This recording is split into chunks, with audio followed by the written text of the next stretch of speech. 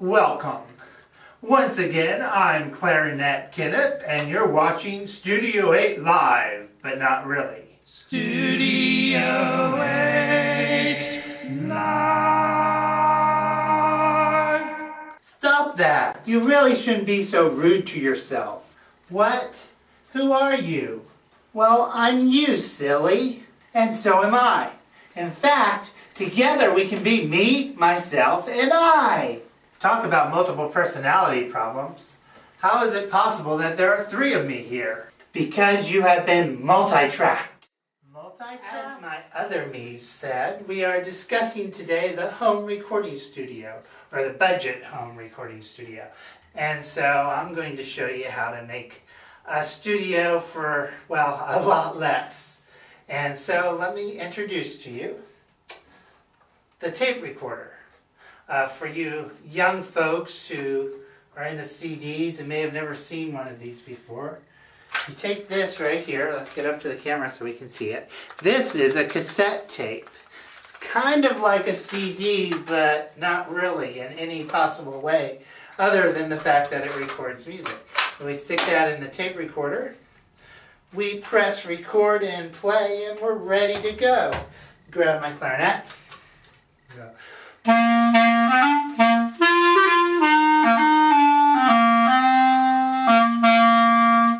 And voila, press stop, rewind a little bit, grab my clarinet, and we can hear it back.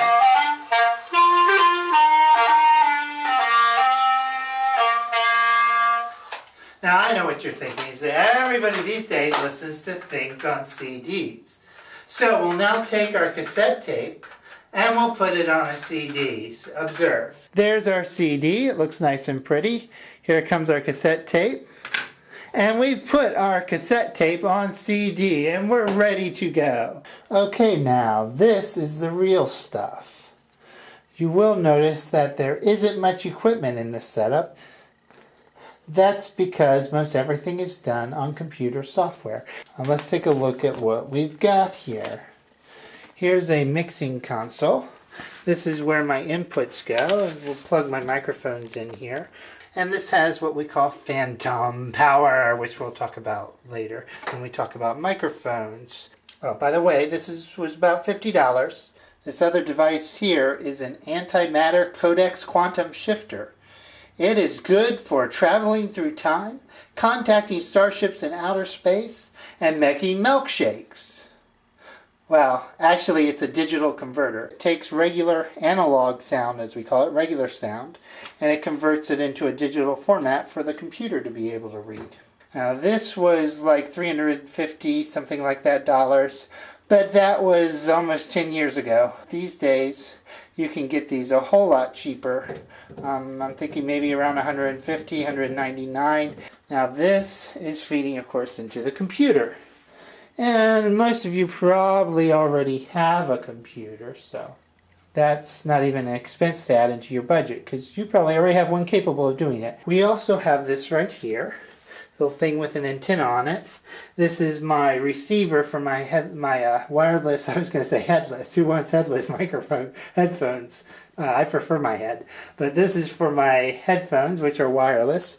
Right here, they're something I want to upgrade. One day I need to get some studio quality headphones. And then comes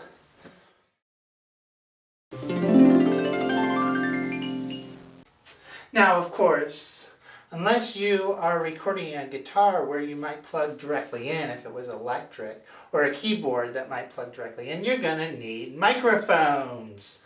Now, I generally use a set of 2. As I say, I usually only recording myself, one person at a time, so I don't need a lot of microphones. If you're going to record a whole band, then you're going to need a lot of microphones, and you need to make sure your mixer has enough inputs for all the mics you need. Let me introduce you. This one here. This one here is one of the ones I use for voice. This thing right here is called a pop filter. You put that over it, and that's to keep the air that puffs out of your mouth when you say peas. Sorry. When you say peas, that keeps that puff of air from going boo on the microphone. That's what that's for. Great for singing. It's good to have those. Yeah, definitely. Let me introduce you to my clarinet recording microphones. These are pieces of carbon. I only say that because they say CO2 on them. They are called carbon microphones, that's the model. These are pencil mics. Named so because they're so thin, and this has a little windscreen on it. It runs off ghost power. Yeah, microphones can do that. Harness the power of ghosts and ghouls to operate. They call it phantom power. These are phantom powered microphones. They require power to be sent to them from the mixer. So if you're using these, then you need to make sure your mixing board, or at least your digital converter, has phantom power. You'll notice that these two microphones are extremely different, are quite different. I've said that already. My brain's stuck. Alright, but the point I'm headed to here is that there are a lot of different types of microphones. It's a good idea if you research some on microphones. Find out all you can from salespeople, from researching on the internet, from reading the descriptions. Now, it's time for reflections of music gone mad.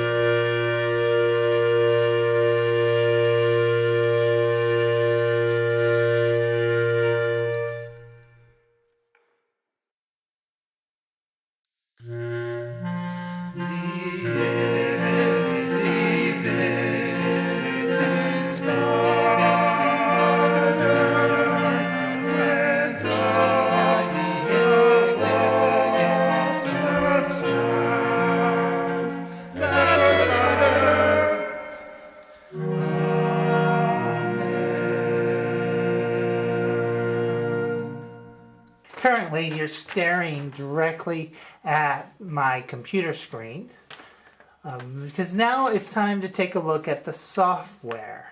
There's a lot of affordable and not so affordable software out there. The program I'm using, and the one you're looking at the basic screenshot of right here, is called PowerTracks Pro Audio.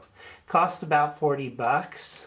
I'm going to let you sit in on a quick little recording session here. This is the little logo, Studio 8 Live, that appears right at the beginning when I'm talking to me, myself, and I. Studio 8 Live.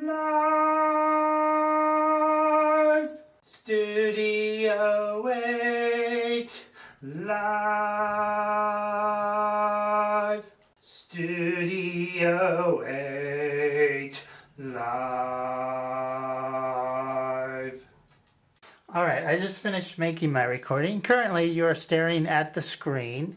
Now, here are our tracks, and these three checks here are the tracks I recorded. Over here, down here, we have the mixer, and this is where we can change things. Now I'm going to take a listen here to all three of them together, which you're not going to hear because it's in my headphones. So, bye to you. Studio 8 Live. The Itsy Bitsy Spider went up the water spout. Down came the rain and washed the spider out. Out came the sun and dried up all the rain. And the Itsy Bitsy Spider went up the spout again.